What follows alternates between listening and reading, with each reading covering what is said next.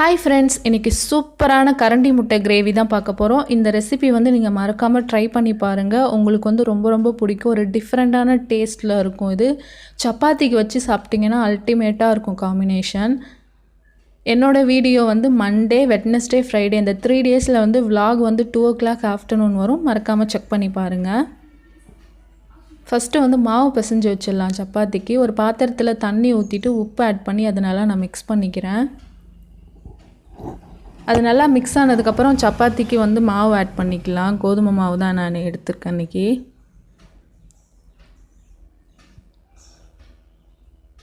நான் வந்து எப்போதுமே பால் ஆட் பண்ணுறது, சுடு தண்ணி ஆட் பண்ணிலாம் இந்த வரையும் நான் சப்பாத்தி மாவு பிசைஞ்சதே கிடையாது. பட் எனக்கு வந்து ரொம்பவே சாஃப்டாகவே வரும். மாவு நல்லா பிசைஞ்சிட்டு ஃபைனலாக ஒரு 2 ஸ்பூன் வந்து ஆயில் ஊற்றிட்டு மறுபடியும் நல்லா பிசைஞ்சிக்கலாம். பிசைஞ்சிட்டு 1 ஸ்பூன் ஆயில் மேலே தடவி ஒரு 1 hour கிட்ட மாவு வந்து ஊற வச்சுருவேன். எனக்கு வந்து இப்படி பண்ணால் எனக்கு சப்பாத்தி வந்து ரொம்ப ரொம்ப சாஃப்டாகவே வருது எனக்கு. நான் வந்து இப்படி தான் சப்பாத்தி வந்து போடுவேன். இப்போ மாவு வந்து பிசைஞ்சு மூடி வச்சாச்சு. அதுக்குள்ளே நம்ம கிரேவி ரெடி பண்ணிடலாம். இப்போ வெங்காயம்லாம் உரித்து நல்லா க்ளீன் பண்ணி வச்சுருக்கேன். இப்போ அதை நல்லா வாஷ் பண்ணிவிட்டு கட் பண்ணி எடுத்துக்கலாம். பூண்டு இஞ்சி வந்து நான் வந்து தட்டிக்கிறேன். எனக்கு எப்போதுமே வந்து பூண்டு இஞ்சி வந்து தட்டி சேர்த்தனா எனக்கு அந்த டேஸ்ட்டு வந்து பிடிக்கும். மிக்சியில் அரைச்சிங்கன்னா அது ஒரு டிஃப்ரெண்ட் டேஸ்ட்டில் இருக்கும். இந்த மாதிரி நீங்கள் தட்டி சேர்த்திங்கன்னா அது ஒரு மாதிரி டேஸ்ட் இருக்கும். வெஜிடபிள்ஸ்லாம் கட் பண்ணி வச்சாச்சு. இப்போ ஒரு கடாய் வச்சு கடாய் ஹீட் ஆனதுக்கப்புறம் ஆயில் ஆட் பண்ணிக்கலாம்.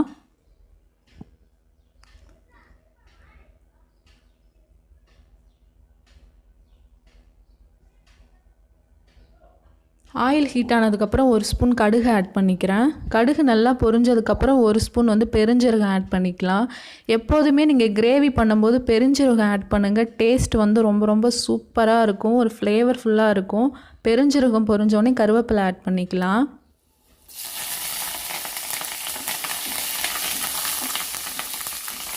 இப்போ இதை நல்லா பொரிஞ்சதுக்கப்புறம் வெங்காயம் ஆட் பண்ணிக்கலாம். கிரேவி பண்ணும்போது எப்போவுமே இந்த மாதிரி நீல வாக்கில் வந்து வெங்காயம் ஆட் பண்ணுங்கள். அப்போ வந்து டேஸ்ட் வந்து இன்னும் நல்லாயிருக்கும்.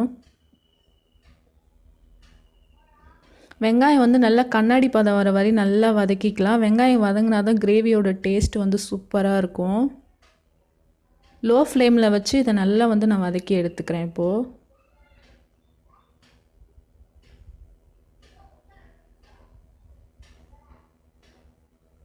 இப்போ சூப்பராக வந்து வெங்காயம் நல்லா ப்ரௌனாக நல்லா வதங்கிடுச்சு. இப்போ வந்து பச்சை மிளகாய் ஆட் பண்ணிக்கலாம்.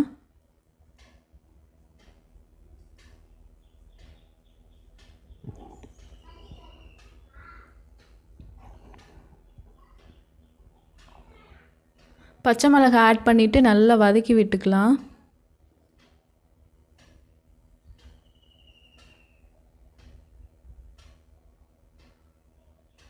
இப்போ இதை நல்லா வதங்கினதுக்கப்புறம் தக்காளியும் குடமிளகாவும் ஆட் பண்ணிக்கலாம்.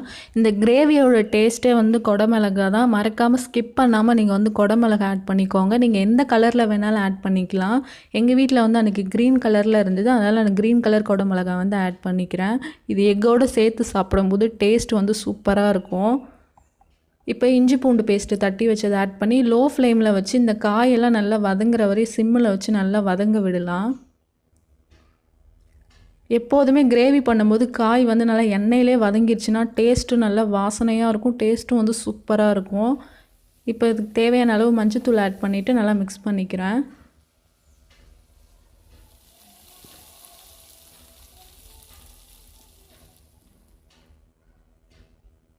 காய் நல்லா வதங்கினதுக்கப்புறம் 1/2 ஸ்பூன் மிளகாய் பொடி, 1/2 ஸ்பூன் வந்து கரம் மசாலா ஆட் பண்ணிக்கிறேன்.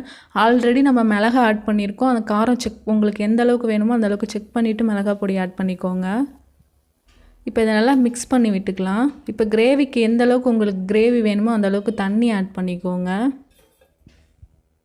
தண்ணி ஆட் பண்ணிவிட்டு நான் ஒரு மிக்ஸ் பண்ணிவிட்டு இப்போ கிரேவிக்கு தேவையான அளவு உப்பு ஆட் பண்ணிக்கிறேன். இது கொதிக்கிறதுக்குள்ளே நான் போய் தோட்டத்தில் போய் முட்டை எடுத்துகிட்டு வரலான்னு தோட்டத்தில் போய் கோழி வந்து முட்டை பறிச்சிருந்தது. அதை எடுத்துகிட்டு வந்துட்டேன். நான் வந்து அன்றைக்கி நாட்டுக்கோழி முட்டையில் தான் வந்து கிரேவி பண்ணியிருந்தேன்.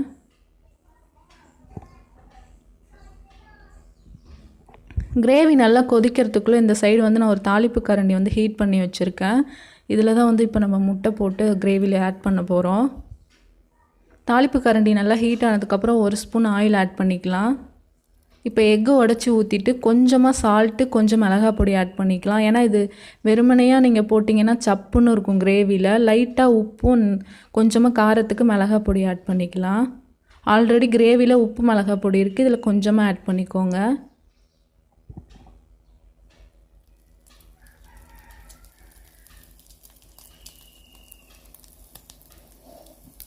இந்த மாதிரி நான் ஒரு 3 முட்டை வந்து பொரித்து எடுத்துக்கிறேன்.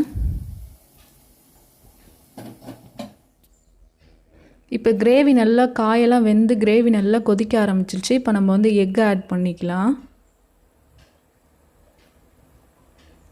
எக்கை ஆட் பண்ணிவிட்டு லைட்டாக வந்து ப்ரெஸ் பண்ணி விடுங்க. அது அப்போ தான் நல்லா உள்ளே நல்லா குக்காகி வரும். இந்த கிரேவியோட வாசனை இல்லை அதில் இருக்கிறது எல்லாமே வந்து முட்டையில் வந்து நல்லா ஊறி வரும். இப்போ லைட்டாக ப்ரெஸ் பண்ணி விட்டுட்டு அது கொதிக்கிறதுக்குள்ளே ஒரு பேஸ்ட்டு ரெடி பண்ண போகிறோம். ஒரு 10 பல்லு சின்ன வெங்காயம் வந்து ஆட் பண்ணிக்கிறேன். கொஞ்சமாக வந்து தேங்காய் ஆட் பண்ணிக்கலாம்.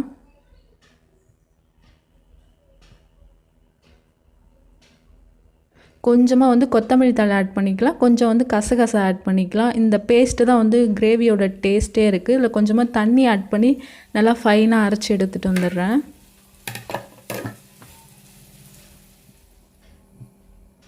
இப்போ கிரேவி நல்லா கொதித்ததுக்கப்புறம் இப்போ நம்ம அரைச்சிட்டு வந்த விழுதை வந்து இது கூட ஆட் பண்ணிக்கலாம்.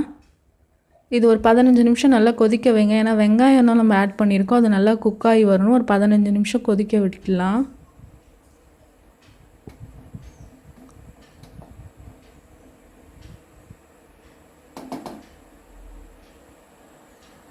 இந்த கிரேவி வந்து சூப்பராக இருக்கும். நீங்கள் ஒரு டைம் ட்ரை பண்ணி பார்த்தீங்கன்னா அப்புறம் சப்பாத்தி செய்யும் போதெல்லாம் நீங்கள் இந்த கிரேவி தான் பண்ணுவீங்க. இப்போ நல்லா எக்கு நல்லா உப்பி சூப்பராக வந்து பன்னு மாதிரி ஆயிடுச்சு. கிரேவியில் போட்டதும் நல்லா சாஃப்டாக எல்லாமே வெந்து வந்துருச்சு. இப்போ ஃபைனலாக வந்து கொத்தமல்லி தழை தூவி இறக்கிட்டோன்னா சூப்பரான கிரேவி வந்து ரெடி ஆயிடுச்சு. இப்போ சூப்பராக வந்து ரெடி ஆயிடுச்சு. பார்க்கவே நல்லா டெம்டிங்காக இருந்தது அன்றைக்கி. கிரேவி வந்து ரெடி பண்ணிட்டேன். இப்போ வந்து சப்பாத்திக்கு வந்து டிவி பார்த்துட்டே மாவு வந்து உருட்டி வச்சிட்டேன்.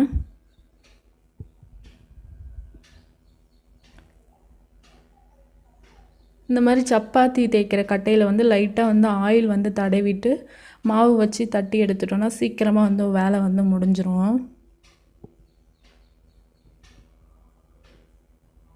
இந்த மாதிரி வச்சுட்டு ஒரு 3 டைம்ஸ் நல்லா ப்ரெஸ் பண்ணி விட்டோன்னா சூப்பராக வந்து அழகாக ரவுண்டாகவும் இருக்கும். சூப்பராக வந்து சப்பாத்தி வந்து தேய்ச்சி வந்துடும்.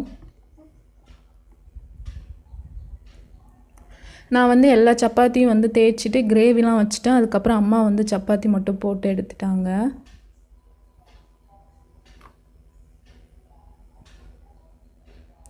லைட்டாக எண்ணெய் விட்டு திருப்பி திருப்பி போட்டுகிட்டே இருந்தீங்கன்னா சப்பாத்தி வந்து சூப்பராக சாஃப்டாக இருந்தது அன்றைக்கி.